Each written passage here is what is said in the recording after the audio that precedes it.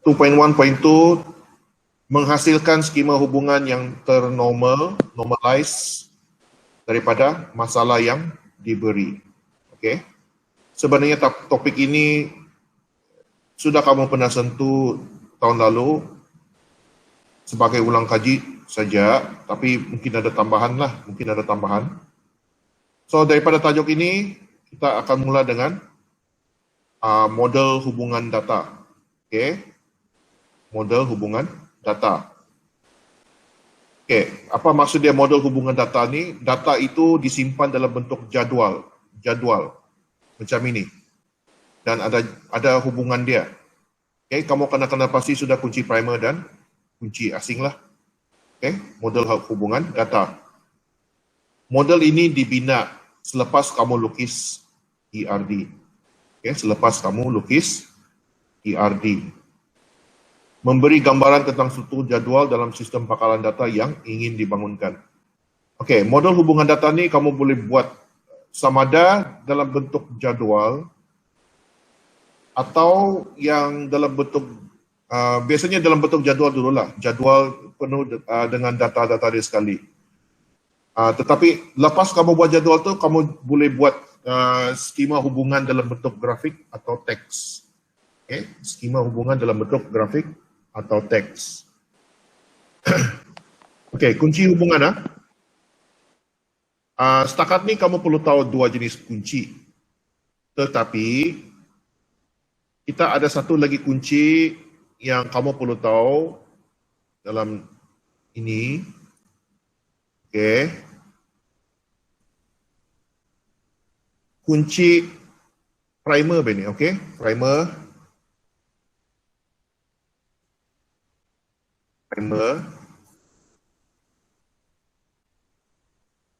Tiga kunci sebenarnya kamu perlu tahu. Kunci komposit dan kunci asing. Kunci primer satu saja kunci. Okay? Tidak boleh sama dengan laju lain. Mestilah unik. Dia punya value mestilah unik. Okay? Kunci komposit, apa beza kunci komposit dengan kunci primer? Dia ada dua atau lebih medan untuk dijadikan kunci. Maksudnya ada dua kunci primer di sana. Okey, ada dua kunci primer, ada dua KP di sana. Sebab satu KP tidak cukup untuk menjadikan jadual itu unik. Okey, tidak cukup. So dia perlukan lebih daripada satu. So itu dipanggil kunci komposit. Jika ada kunci komposit, maka akan ada kebergantungan fungsi separa. Okay? Kalau ada kunci komposit, maksudnya ada dua KP dalam jadual tu, maka dia ada wujud kebergantungan fungsi separa. Okay? Fungsi separa maksud dia ada medan atau atribut dia bergantung pada kunci itu. Ada atribut dia bergantung pada kunci KP yang lain. Okey? Dia tidak bergantung pada yang satu tu. Sebab ada dua. Okay, kalau kunci primer, kalau kunci asing,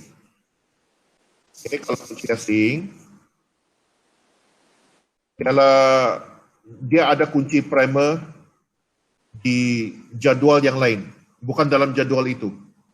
Okay? Bukan dalam jadual itu. Tujuan dia bertujuan untuk menghubungkan, kasih link dia kepada dua jadual tersebut. Okay. That's why kita ada kunci asing. Okay. That's why kita ada kunci asing. Biasanya setiap jadual ada kunci asing. Okay. Jarang yang tidak ada kunci asing. Okay. Apa jadi kalau jadual itu tidak ada kunci asing? Soalan cikgu. Jika jadual itu tidak ada kunci asing, apa akan jadi kepada keseluruhan pangkalan data itu? Atau hubungan dia? Ada hubungan enggak? Kalau tidak ada kunci asing? Tidak juga. Tidak. That's why setiap jadual ada kunci asing. Kalau ada yang tidak ada, maksudnya dia tidak ada hubungan dengan jadual yang lain. So itu macam dia berdiri diri sendiri, tidak boleh lah kan? Okay, tidak boleh lah itu. Pangkalan data tu kalau kamu update, if you update value dalam data tu, dia tidak akan update value tu di tempat yang lain. So itu kamu sudah menyalahi apa ini? Dari segi ketekalan data. Okay? Ketekalan data, dia tidak sah lagi data tu. Tidak sah lagi. So, okay, ni nanti dulu lah. Saya kasih tengok dulu semua ni dulu.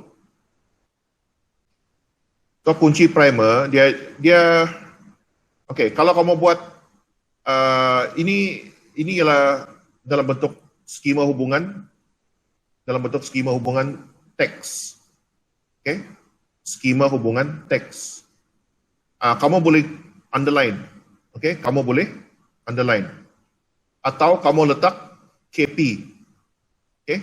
Kamu letak KP. Bagi cikgu prefer kamu letak KP lah daripada underline. Okay? Daripada kamu gariskan.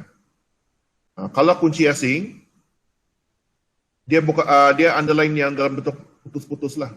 Okay? Macam ini, nombor kod. Okay? Ditandakan dengan garis putus-putus. Sini ialah kunci asing dia. Dia link kepada kunci primer di table ini. Okay? Dia merupakan kunci primer. Kunci asing no code ni ialah dia merupakan kunci primer untuk jadual mata pelajaran. Okay? Kunci primer untuk jadual mata pelajaran. Okay. Ciri-ciri model hubungan data kamu punya ciri-ciri itu kan, itu jadwal. Okay. Susunan atribut tidak ada kepentingan. Maksudnya kalau atribut kamu tidak tersusun pun, let's say kamu punya kunci primer, tidak semestinya di depan sekali. Tidak semestinya paling kanan atau paling kiri sekali. Tidak susun pun tidak apa. Okay. Susunan rekod tidak mempunyai kepentingan. Tidak tersusun rekod kamu, macam Iris ni di bawah, Noval ni di atas. Okay. Tidak memberi kesan lah. Okay. Tidak memberi kesan. Okay. Setiap rekod kamu tu mesti berbeza. Okay. Mesti berbeza. Maksud dia unik lah. Unik. Okay. Setiap atribut mesti ada nama yang berbeza. Tidak boleh ada nama yang sama. Contohnya alamat. Tidak boleh ada alamat lagi ya. Okay. Kalau alamat sudah kena ambil, sebelah tu kamu kena letak alamat 2 atau alamat 1. Tidak boleh nama yang sama. Atribut tidak boleh nama yang sama. Setiap data mesti mempunyai satu nilai saja. Tidak boleh, let's say, dalam sel ini ada nama Iris, ada juga Amir dalam satu sel yang sama. Okay, maksudnya ada 2 nilai dalam sel yang sama tu. Tidak boleh ya. Mesti ada satu saja. Setiap hubungan mempunyai nama yang berbeza. Setiap hubungan mempunyai nama yang berbeza. Contohnya table kamu, nama table itu table kamu tu murid, tidak boleh ada nama murid di yang apalah table yang lain Okay? Tidak boleh ada nama murid di table yang lain. Mesti berbeza. Kalau ada murid, mata pelajaran, nama yang berbeza. Okay, itu ialah ciri-ciri model hubungan data. Ini yang cikgu mau cakap bahas skema hubungan. Skema hubungan. Menguraikan struktur logik secara keseluruhan sesuatu pangkalan data. Beza dia dengan model hubungan tadi itu, ini model hubungan, kamu jadikan dia macam jadual penuh dengan rekod-rekod dia sekali. Dengan rekod dia sekali. Okay? Ada rekod dia sekali. Tetapi kalau skema hubungan, tidak perlu kamu letak rekod. Tidak perlu kamu letak rekod dia. Okay? Tidak perlu letak rekod. Satu. Ini skema hubungan ini adalah dalam bentuk grafik. Cikgu ulang balik kan. Skema hubungan ini adalah dalam bentuk grafik. Okay? Yang tadi di atas tu, ini skema hubungan dalam bentuk teks. Okay? Skema hubungan dalam bentuk teks. Okay, cara menukarkan atau pemetaan ERD kepada skema hubungan.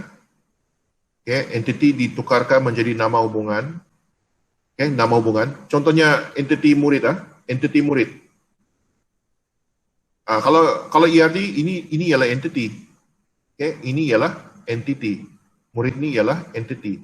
Tetapi kalau jadwal, kalau dia tukar kepada jadwal hubungan atau skema hubungan, murid ini kita tidak boleh panggil entiti lagi ya. Kita mesti jadi dia dikenali sebagai nama hubungan sudah. Okay? Nama hubungan, bukan lagi entiti. Entiti hanya digunakan untuk ERD, dilukis untuk ERD. Tetapi maksudnya sama juga tuh. Maksud ya sama, cuma nama saja berbeza. Okay? Attribute akan menjadi nama medan. Okay? Kalau attribute hanya digunakan untuk ERD. Hanya digunakan untuk ERD. Kalau dia dalam jadwal macam ini, okay, nombor kad pengenalan nama dan alamat tu.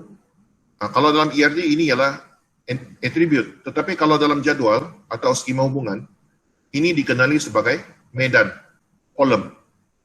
Okay? Dalam English, column. In Malay, medan. Okay? Ataupun, bukan, English, this one is field.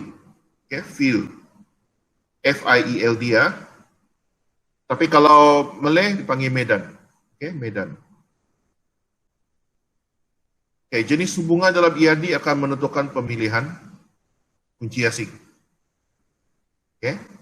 Jenis hubungan dalam ERD akan menentukan pemilihan kunci asing. Contohnya murid dengan mata pelajaran, kamu ada hubungan satu ke banyak ke banyak, atau satu ke satu.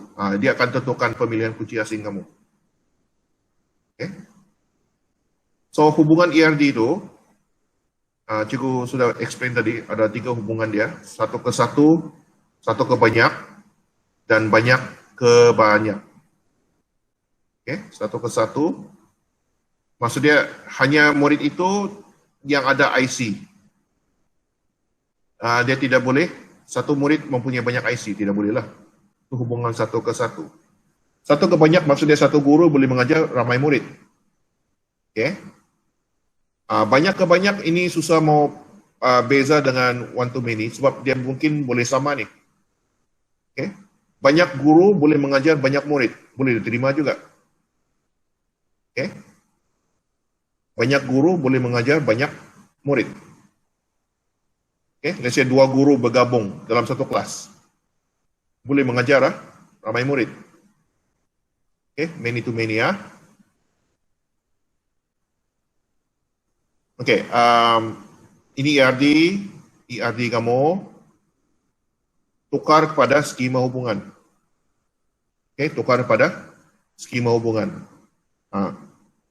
Nampakkah? Ini hubungan apa? Satu ke satu kah? Satu ke banyak atau banyak ke banyak? Kamu tengok dia punya kekardinalan dia.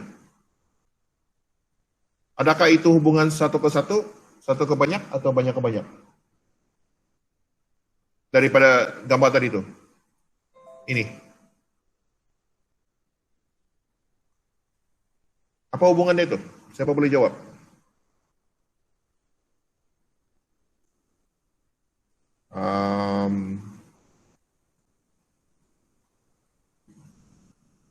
Najib, boleh jawab? Apa cikgu? Nah kan. Okey, tak apa. Ini ERD ni kan. Dia apakah kekardinalan pengetua dan sekolah ataupun hubungan pengetua dengan sekolah, hubungan dari segi kekardinalan dia. Hubungan dari segi kekardinalan pengetua dengan sekolah. Satu ke satu. Satu ke satu. Warna simbol ni satu. Dia ini ingat lagi yang hari itu cikgu ajar ini ialah mandatory 1. Ini ialah mandatory 1. Maksudnya minimum dan maksimum dia ialah 1. Okay? Minimum dan maksimum dia ialah 1. Jadi satu pengetua mengurus satu sekolah. Okay? Hubungan pengetua dengan sekolah ialah satu pengetua mengurus satu sekolah. Okay? Mengurus satu sekolah. Okay, kalau kita tukar daripada skema hubungan, pengetua nombor ID dia ialah kunci primer. Okay, nombor sekolah tu ialah kunci primer dia. Dan dia ada link pada, ini nombor ID sini ada link lah. Kunci asing. Okay, kunci asing dengan sekolah.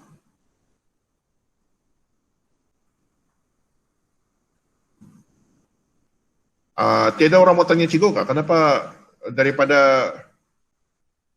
tidak letak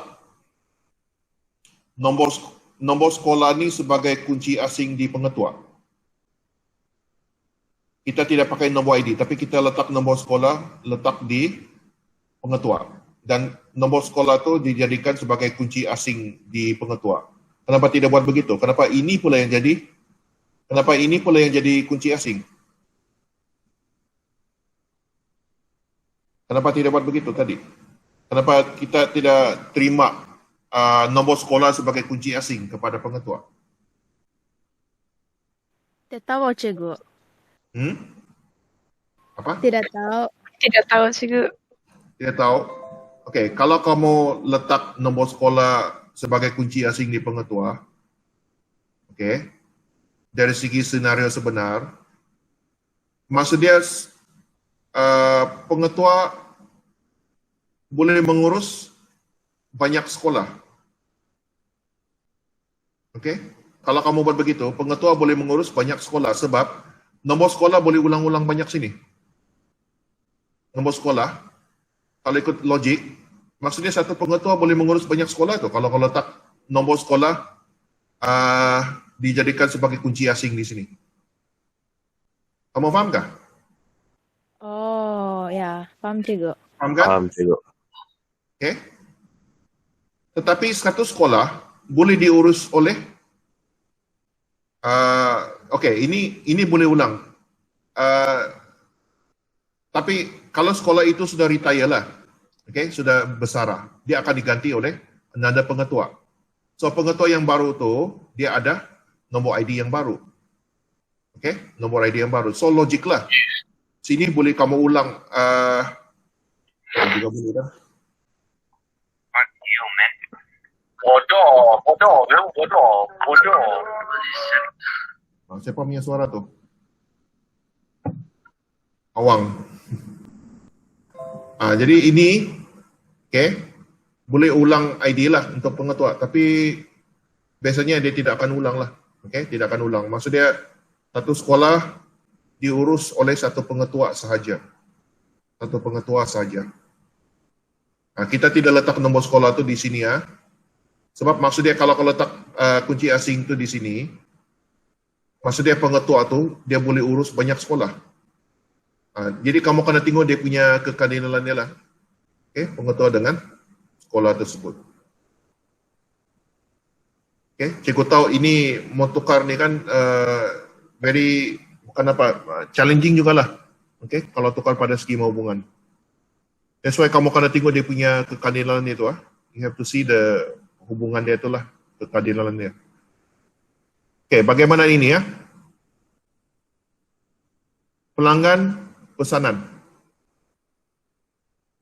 Pelanggan dengan pesanan. You see this, ini ialah mandatory satu. Ini ialah mandatory banyak. Maksudnya minimum dia ialah satu, tapi maksimum dia ialah banyak. So ini ialah hubungan satu ke banyak.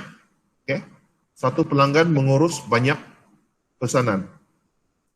Satu, siapa baru masuk ni? Win 18.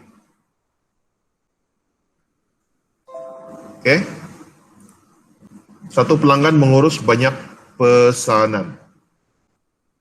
Dan kalau kamu tengok dia punya skema hubungan, satu pelanggan, dan sini kamu tengok pesanan dia, nombor pelanggan tu dijadikan sebagai kunci asing. Sebab ada banyak jenis pesanan, tapi boleh diorder oleh pelanggan yang sama. Pelanggan yang sama. Maksudnya, satu pelanggan boleh order, satu pelanggan boleh order banyak pesanan. yang berlainan. Okey? Satu pesanan yang berlainan lah. Tapi pelanggan yang sama. So beginilah dia punya cara hubungan dia. Okey, cara hubungan.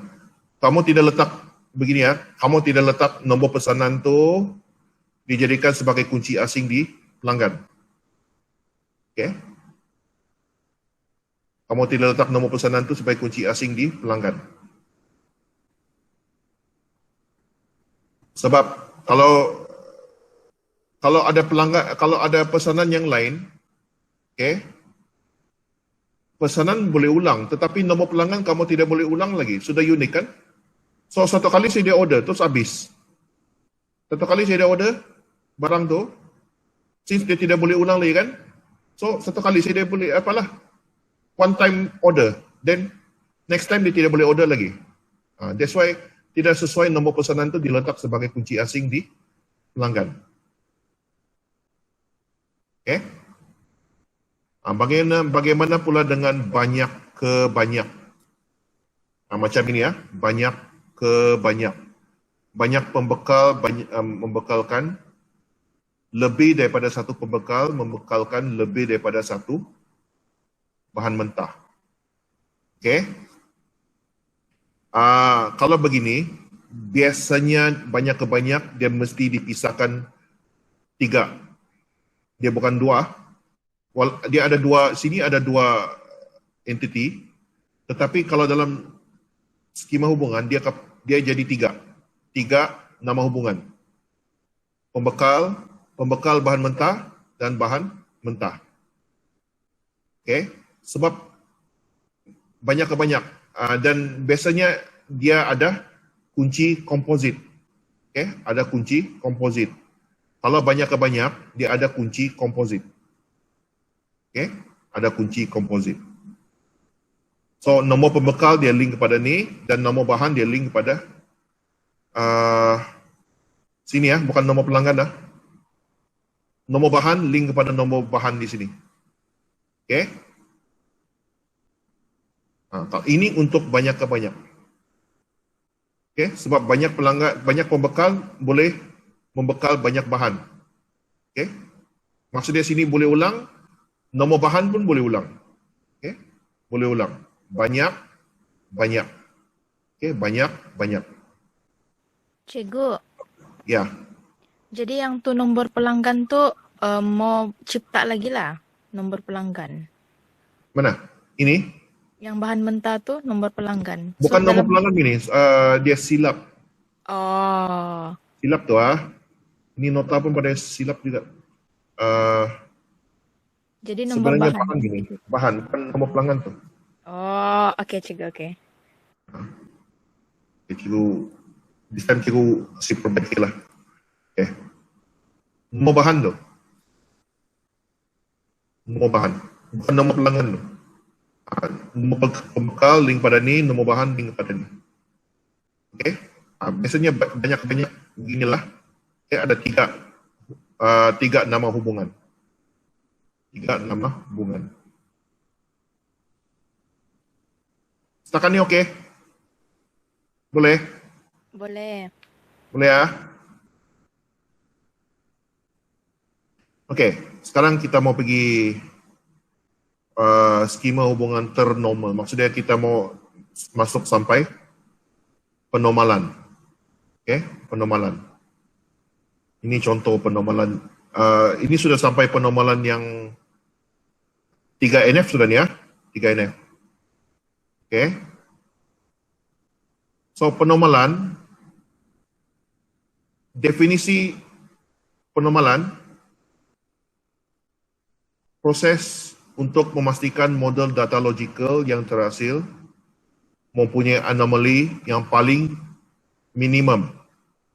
Okey, kalau dalam PowerPoint ni, penormalan satu kaedah menganalisis jadual-jadual berasaskan atribut kunci dan kebergantungan fungsi. Sama maksud tu Sama maksud. Okey, kamu boleh guna yang dalam nota ni pun boleh. Ini tidak pilihan lah. Kamu kena hafal lah. Kena hafal. Apa tujuan penormalan? Ialah untuk mengelakkan masalah anomaly. Okay? Ataupun bertujuan untuk menghasilkan skema hubungan dengan menempatkan atribut, ni atribut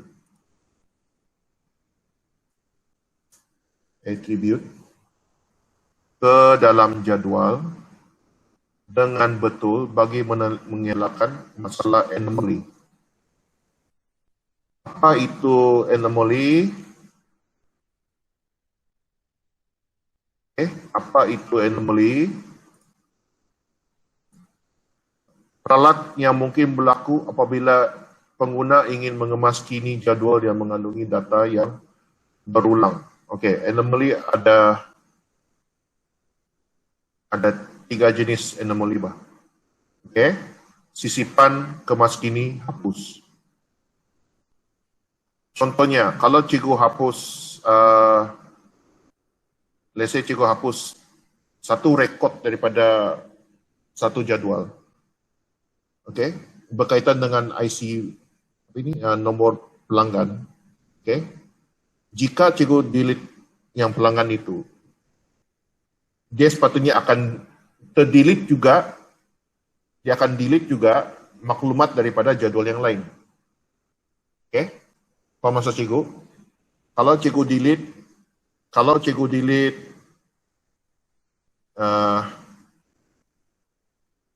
let's say kalau ID murid, kenapa ada ID muridnya? Mana contoh yang bagus? Contohnya kalau inilah pengetua. Kalau pengetua ID itu kan, kalau cikgu delete pengetua yang ada ID itu, okey, sini dia akan delete. Tapi adakah dia akan delete maklumat yang itu ID di sini? Dia sepatutnya ikut delete juga tuh. Kalau kita delete rekod sini punya rekod yang ada ID itu pun dia sepatutnya delete. So kalau ada anomaly hapus, sini kau delete, tapi sini rekod sini dia tidak delete. Itu maksudnya anomaly. Anomaly hapus. Anomaly hapus. Kemaskini pun sama. Anomaly kemaskini maksudnya kamu update data itu daripada ID itu. Let's say nama murid itu tidak betul, merujuk kepada ID yang sama, ID murid itu, ID itu. Kita mau tukar nama dia, sepatutnya itu dia update itu di jadual lain pun dia akan update, akan ikut update. Kalau kamu update jadual itu tapi dia tidak update di dalam jadual lain, maksudnya itu ialah anomaly kemaskini. Anomaly sisipan maksudnya tambahan rekod baru, kita tambah rekod baru, sepatutnya di jadual yang lain, hubungan yang lain, nama hubungan yang lain, sepatutnya dia akan tambah juga, tetapi tidak. Kita tambah satu, tapi dia tidak tambah yang satu di jadual yang lain. So itu ialah anomaly sisipan. So tujuan kita buat penormalan ialah menghapuskan anomaly dan mengurangkan kelewahan data. Duplikasi data. So itu tujuan utama kita buat penormalan. Dan penormalan kita kena faham ini kebergantungan fungsi sepenuh, separa, transitif. Sepenuh maksudnya atribut bukan kunci, bergantung sepenuhnya kepada semua atribut kunci.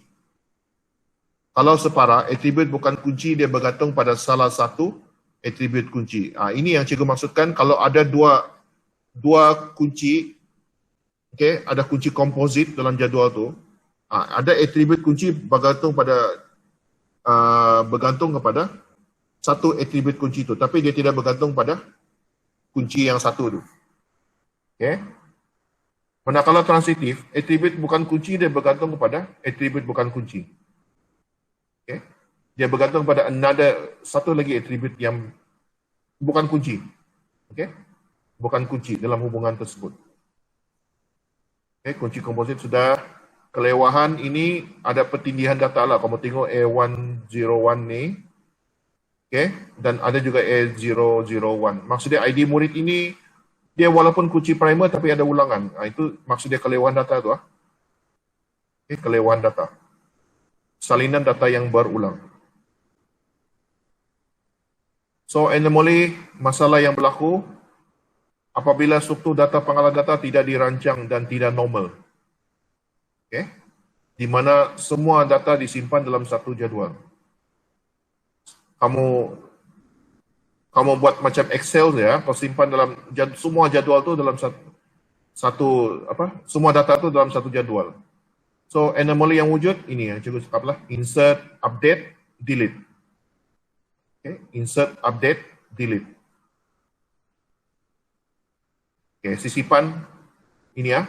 Keadaan jadual yang tidak normal, kalau kamu masukkan tingkatan dan kelas, tapi tiada maklumat siapa murid tu. Okay, macam ini, ada kosong. Sesuatu data tidak dapat ditambah kerana ianya bergantung kepada kewujudan data yang lain. Okay, itu ialah sisipan. Kemas kini berlaku jika perubahan pada sesuatu data ianya melibatkan perubahan pada rekod yang lain. Cikgu sudah mention tadi itulah. Kalau kamu update, di ada jadual rekod yang lain perlu update sama-sama ni. Katakan cikgu mau update ialah Abbas bin Abidin ni. Okay.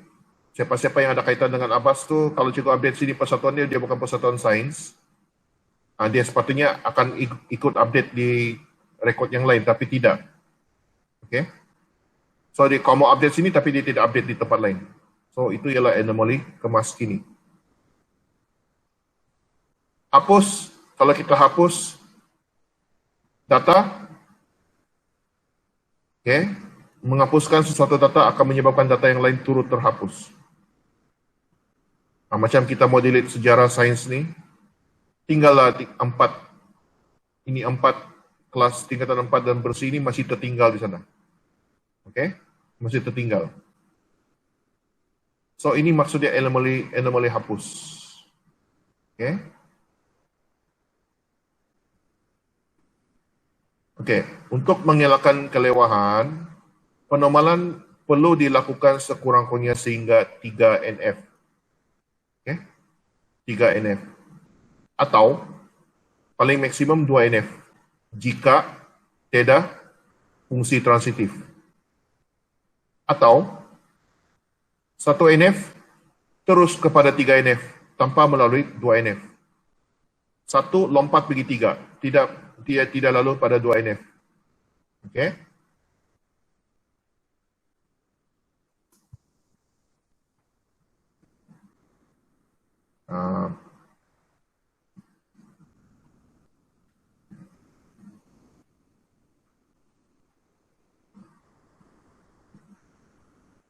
Ini cikgu.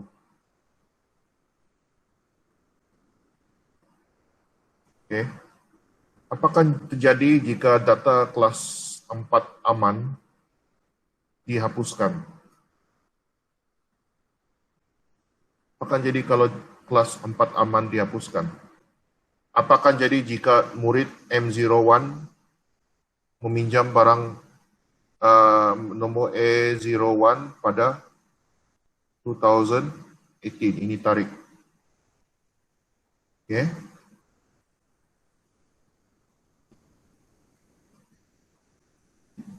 So, kita lihat kalau 4 aman dihapuskan, itu Ali dengan M01 pun akan terikut hapus. Okay. Sebab kita tidak buat apa? Apa yang kita tidak buat sini? Kita tidak ada satu lagi table, itu table kelas. Okay. Tidak ada table kelas. So kalau kita delete 4 aman, Ali dengan M01 itu pun akan delete. Sama-sama. Okay.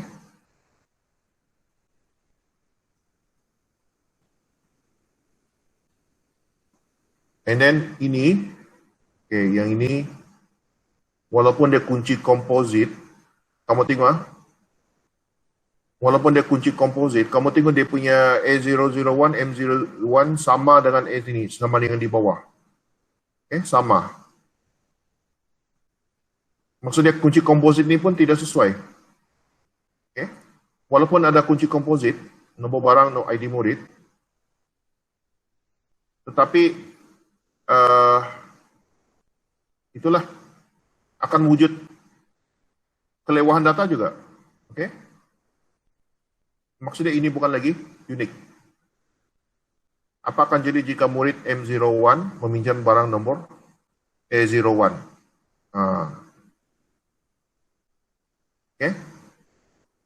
So, masih ada anomaly sini ya. Masih ada anomaly. Anomaly hapus. Dan ini ialah anomaly apa? Ini anomaly hapus Ini anomaly apa ini? Siapa boleh beritahu cikgu? Ulang. Ini ialah kelewahan data. Kelewahan data. Situasi penormalan, jika hanya satu kunci primer, jika hanya satu, dia daripada 0NF, 1NF, terus lompat kepada 3NF. Kerana tiada kebergantungan fungsi separa. Kalau kamu ada satu kunci primer saja, senang. Dia daripada 1NF, daripada 0 kepada 1, 1 lompat terus pergi 3. Sebab tiada dua kunci, satu saja kunci dia. Tapi kalau lebih daripada satu kunci, maksudnya kamu ada kunci komposit, dia ikut turutan lah, 0, 1NF, 2NF, 3NF. Mungkin tiada 3NF sampai 2NF saja. Jika ada kebergantungan fungsi transitif, baru ada 3NF.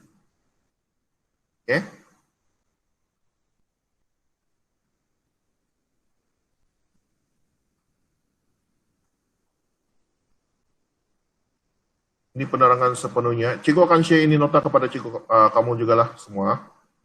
Untuk paham lebih detail lagi tentang penormalan.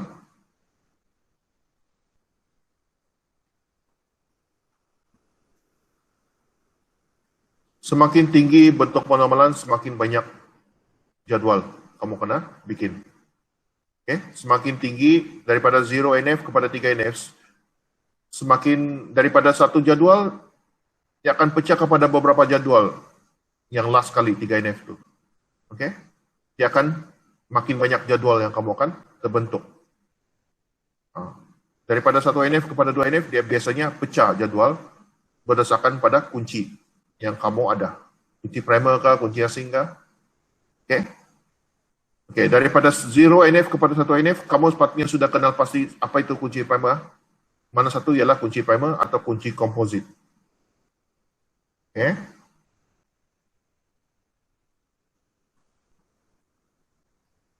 Ini contoh case yang mempunyai hanya satu kunci.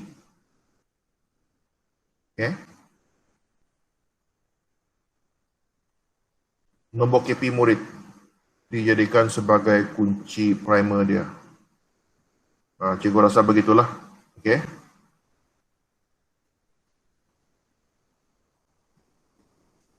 So,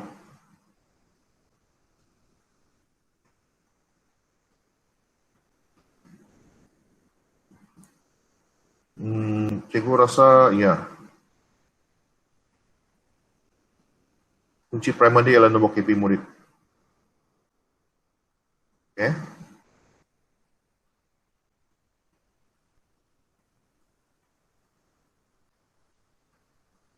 Walaupun dia ada satu kunci primer, dia masih ada data yang berulang. Masih ada data yang berulang daripada 1NF tu. So, mesti tukar pada 2NF.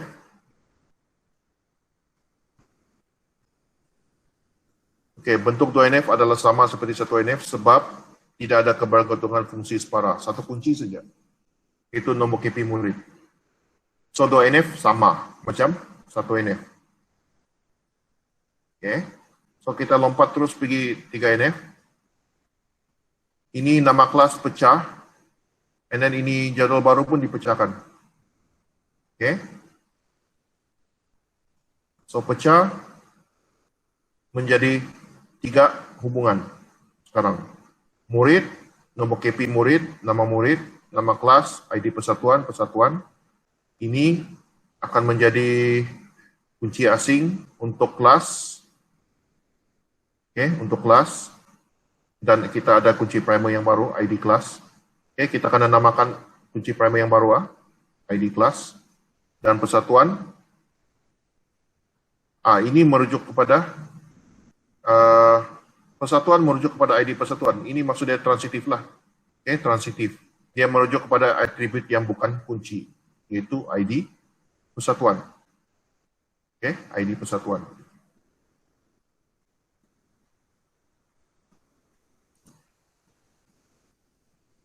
Okay, ini perwakilan grafik macam tadi itulah. Okay, perwakilan grafik. Ini perwakilan grafik. Okay. Underline, garis putus-putus. Underline. Kunci primer. Kalau penyertaan teks, okay, penyertaan teks, murid, KP, KE. ID kelas, KP. Persatuan, ID persatuan tu KP. Okay. Nah, lebih bagus kamu letak ni, no? KP ya. Walau bagaimanapun, Anda juga boleh underline dia. Tetapi masalahnya kalau ini dia guna underscore kan, tidak sesuai lah underline. Okay? Dia guna underscore sini. Macam kamu lukis garis, tidak sesuai ya. So, ini jadwal, dia sudah pecah. Dilukis. Cikgu, Ya. Cikgu, yang tadi itu kan yang ID kelas bukan kunci primer juga kah, Cikgu? ID kelas, kenapa? Dia bukan kunci primer juga dalam jadwal murid. Oh, maksudnya kamu dari awal nih kan? Dari awal nih, kamu kenal pasti dia sebagai kunci primer? Mana tuh? Tidak, apa? Kalau yang zero ini kan, dia belum ada ID kelas ini. Belum ada. Kalau yang ID persatuan, Cikgu, dia kunci ID primer kan? persatuan kamu jadikan dia sebagai kunci primer? Boleh. Maksudnya kamu sudah kenal pasti dua lah di sini. Boleh sebenarnya. Dia tidak semestinya tetap sekarang nih. Kalau kamu rasa ini sudah ada hubungan, persatuan ini kamu dalam mata kau kan, kamu sudah nampak dia macam ada hubungan dengan ID persatuan tu kan. Terus kamu declare itu ID persatuan ada kunci primer. Tetapi masalah dia, okay, kalau kamu letak ini kunci primer terus, adakah persatuan dia bergantung sepenuhnya kepada nama kelas dan nama murid? Tidak. Nah, that's why lah kenapa dia tidak jadikan ID persatuan tu sebagai kunci primer. Sebab kalau mau ada kunci komposit, nama KP murid dengan ID persatuan kan, kalau awal-awal sudah kamu kenal pasti itu ialah kunci primer, dua-dua tu. Pastikan bahwa semua atribut yang kamu yang bukan kunci itu, dia bergantung sepenuhnya kepada dua kunci primer tadi. ID persatuan tu, adakah nombor KP murid dengan ID persatuan? Persatuan dia bergantung penuh kah dengan ID persatuan dengan nombor KP murid? Tidak kan? Tidak kan? Kalau tidak, jangan kamu jadikan itu jangan kamu jadikan itu kunci primer lah. Oh, oke, Cikgu. Oke, paham sudah.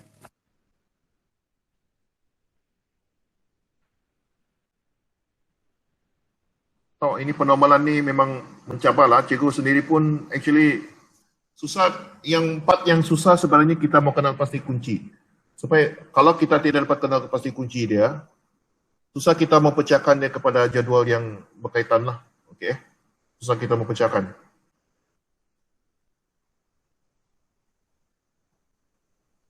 Macam ini case, cikgu rasa senang lah bagi kamu. 0NF. Okay. Sekarang cikgu mau kamu kenal pasti kunci kunci. Adakah dia kunci primer, satu saja kunci primer, atau dia ada lebih daripada satu kunci komposit?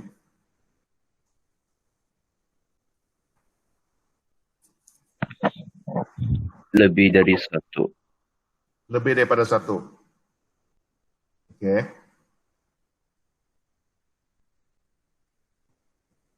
Okey, kalau kamu kata dia lebih daripada satu kan, apa atribut? Cikgu tahu, kamu rasa dia nombor plate kereta ni ialah, nombor plate ni ialah kunci primer dan ID lesson tu ialah kunci primer. Betul? Betul kah? Betul. Betul, okey. Apa atribut yang bergantung sepenuhnya kepada nombor plate dan ID lesson? Maksudnya dia bergantung dua-dua tu. Adakah?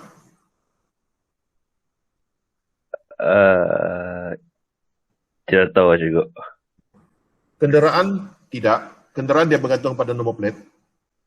Kalau pemandu dia bergantung pada ID lesson. Ya, Destinasi bergantung pada ID lesson dengan nombor plate? tidak. Tidak. Tidak. Jap. Ya, ya kali. Ha? Ya, Destinasi macam bukan dia bergantung pada macam nama tidak berapa lah. pemandu. Macam ini lebih kepada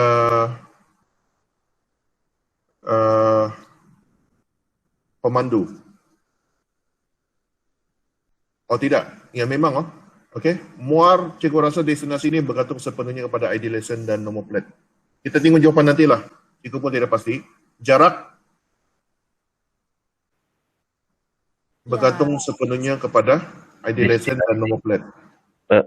Yang cikgu confident ini tarik. Tarik ini cikgu confident ini bergantung sepenuhnya kepada ID lesson dan nombor plate. Jadi kesimpulannya, kamu nampak sini memang ada kunci komposit. Ada dua, nomor plate dan ID lesson. Asalkan ada atribut yang bergantung sepenuhnya kepada dua kunci primer, then kamu boleh pecahkan dia kepada 2NF. Okey? Macam tadi kan? Macam tadi punya contoh. Okey, macam tadi punya contoh Mana sudah tu Ini macam tadi ni Okey, kenapa ID persatuan tidak boleh jadikan kunci primer? Kerana tidak ada atribut di sana yang bergantung sepenuhnya kepada dua ID persatuan dengan nombor KP murid itu. Tidak ada. Nama murid dia hanya bergantung pada murid. Nama kelas dia bergantung pada nombor KP murid. Okey? Persatuan dia hanya bergantung pada persatuan, dia tidak bergantung pada ID persatuan dan nombor KP murid. That's why lah dia kenal pasti satu saya kunci primer dia sana. Okey? Bukan ID persatuan. Macam ini kamu nampak ada atribut di sini, dia bergantung sepenuhnya kepada dua kunci primer tadi, then confirm memang ada dua kunci primer. Okey, ada dua kunci primer sudah. Ni. Okey, dia sudah tunjukkan Nomor plate, ID lesson, tarik bergantung sepenuhnya pada dua ni. Okey. Tapi muar dengan jarak tu tidaklah, itu mungkin separa ni. Okey. Ini dia sudah kasih tanda merah. Tanda merah ni maksudnya dia bergantung sepenuhnya kepada dua ni, nomor plate dengan ID lesson. Dan ini pecah pada jadual baru, nomor plate kenderaan, ID lesson pecah pada nama pemandu. ID lesson pecah pada inilah, bergantung pada nama pemandu. Destinasi jarak KM dengan tarik ni tinggal. Okay, data yang tinggal di jadual asal Sebab ini tidak tahu dia bergantung pada siapa ni, destinasi jarak KM ni. Okay. So, kalau kamu tidak kenal pasti dia di mana di mana asal dia, destinasi jarak KM tu kamu tinggalkan, kamu anggap dia bergantung sepenuhnya kepada nombor plate dengan ID lesson. Okay. anggap dia bergantung sepenuhnya kepada ini. Tetapi kamu tengok nanti ini sebenarnya tidak ada kaitan tidak ada kaitan dengan nombor plate dengan adolescent. Okey, ini sudah sampai 2NF. Okey, sudah sampai 2NF. Okey, sekarang daripada 2NF kita pecah kepada 3NF. 3NF maksudnya menghapuskan kebergantungan fungsi transitif, iaitu atribut bukan kunci bergantung pada atribut bukan kunci. Kamu rasa mana yang atribut yang ada macam itu dalam sini? Destinasi sama jarak. Ya, destinasi dengan jarak. Okey. Mana yang bergantung mana ni? Destinasi bergantung pada jarak atau jarak bergantung dengan destinasi? Jarak bergantung kepada destinasi. Ya, jarak bergantung dengan destinasi. Okey. So, kita lihat 3NF. Ini dia tukar pada, masih lagi 2NF tukar pada. Ingat kalau kunci komposit kita letak dia KP, KA. KP, KA. Okay. Bukan KA saja, KP, KA. Sebab dia kunci primer. Dua tu actually dua kunci primer. Dan dia juga kunci asing untuk kenderaan, kunci asing untuk pemandu. Okay. Tarik sini dia letak KP. Cikgu rasa kalau tidak letak KP pun boleh juga. Okay. Tapi dia letak KP. Cikgu rasa cikgu tidak letak KP tu untuk tarik. Okay. So kalau tukar pada 3NF, ini ya. Sebab ini data masih berulang dan dia bergantung.